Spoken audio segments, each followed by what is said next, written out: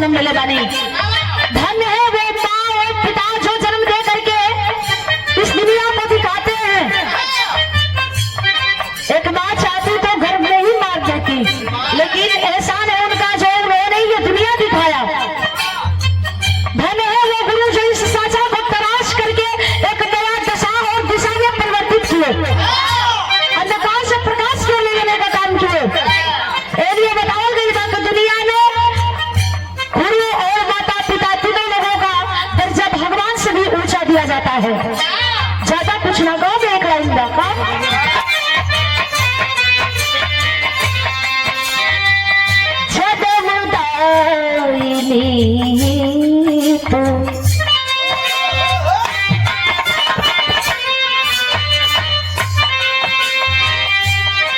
बेटिया गलत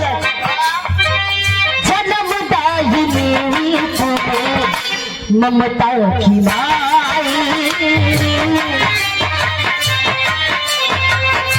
ममता की माई,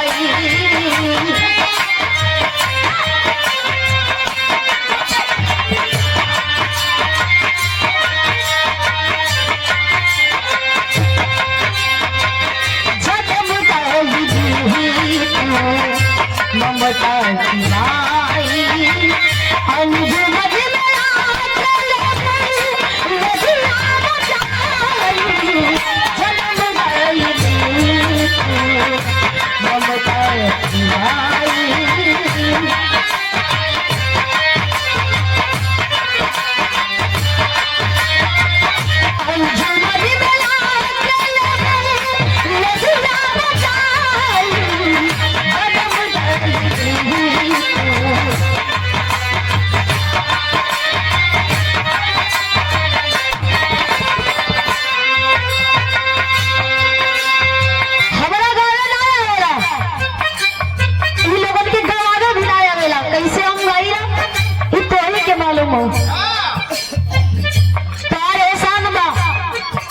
शरीर एक एक खतरा खतरा, एक एक रोम रोम तोहार कर्जदार बजननी।